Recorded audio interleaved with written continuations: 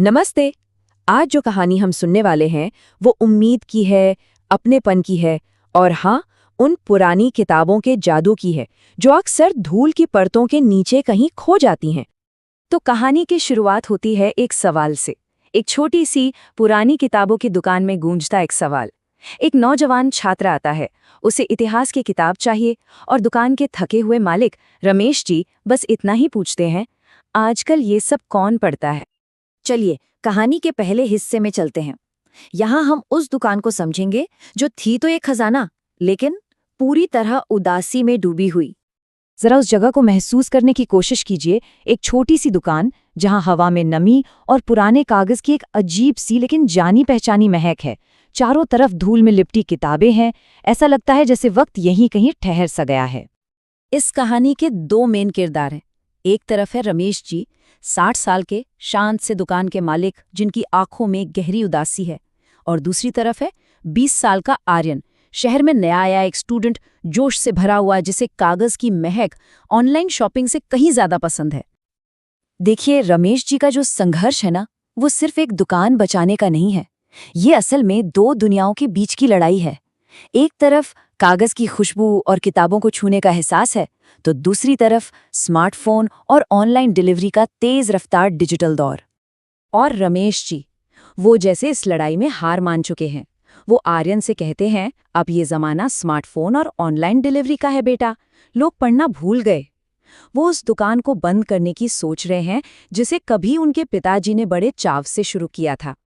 लेकिन जहां रमेश जी को एक खत्म होती दुकान दिख रही थी, ठीक वहीं आर्यन को एक छिपा हुआ खजाना नजर आ रहा था। उसके लिए ये दुकान सिर्फ दुकान नहीं, बल्कि एक लाइब्रेरी थी, एक शांत कोना जिसकी उसे शहर में कब से तलाश थी। और बस यहीं से कहानी का दूसरा दौर शुरू होता है, बदलाव की एक छोटी सी चिंगारी। ये चिंगारी आर्यन के एक छोटे से आइडिया से जली और फिर इसने सब कुछ बदल दिया। तो आर्यन का प्लान क्या था? बहुत ही सिंपल। वो किताबों के ढेर के बीच बैठा, अपना लैपटॉप खोला और द बुक कॉर्नर नाम से एक सोशल मीडिया पेज बना दिया। उसका मकसद साफ था, इन पुरानी नायाब किताबों की कहानियां लोगों तक पहुंचाना और किताब चर्चा जैसे इवेंट्स के बहाने लोगों को दुकान तक वापस लाना। रमेश जी को उन्हें इस नए तरीके पर बिल्कुल भरोसा नहीं था। उनका शक उनके सवाल में साफ झलकता है। सोशल मीडिया, क्या इससे कोई फायदा होगा? ये पुरानी पीढ़ी का नई तकनीक को लेकर एक स्वाभाविक सा डर था।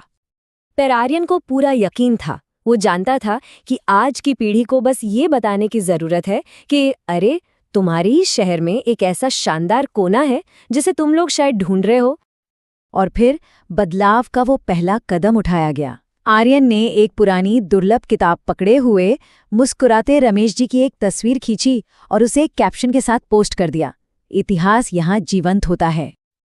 अब आते हैं कहानी के आखिरी और सबसे खूबसूरत हिस्से पर, उम्मीद की एक नई सुबह। चलिए देखते हैं कि उस एक छोटी सी चिंगारी ने आखिर क्या कमाल कर दिखाया। जरा ये टाइमलाइन देखिए, पूरी कहानी इसमें सिमट जाती है। एक दोपहर दुकान उदास और बिल्कुल खाली थी।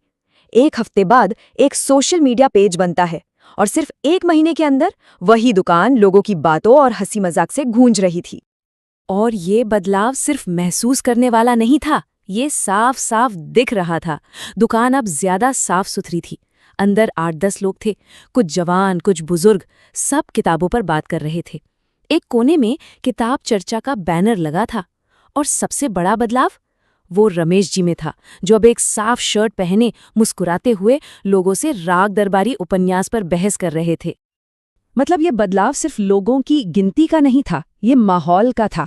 पहले जहां दुकान में उदासी छाए रहती थी, अब वहां एक अपनापन था, एक कम्युनिटी की फीलिंग थी। वो दुकान अब सिर्फ दुकान नहीं रही, वो लोगों के जुड़ने का एक अड्डा बन चुकी थी। एक कामयाब किताब चर्चा के बाद रमेश जी की आंखों में आंसू थे। उन्होंने आर्यन को गले से लगा लिया और बोले, तुमने मेरी दुकान को फिर से जिंदा कर दिया बेटा। मुझे तो लगा था कि सब खत्म हो गया।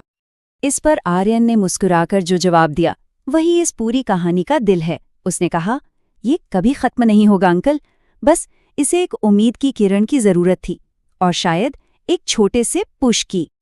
तो फिर इस छोटी सी प्यारी सी कहानी से हमें सबक क्या मिलता है? सबक बहुत सीधा और साफ है। जब हम अतीत की अनमोल विरासत को आज के ताकतवर तरीकों, आज के टूल से जोड़ देते हैं, तो एक भूला हुआ खजाना भी फिर से जिंदा हो जाता है। परंपरा और टेक्नोलॉजी का यही संगम तो जादू करता है। और आखिर में एक सवाल सबके लिए, जरा सोचिए, बस थोड़ी सी उम्मीद और एक छोटा सा नया कदम अपने आसपास, अपनी कम्युनिटी में क्या क्या बदल सकता है।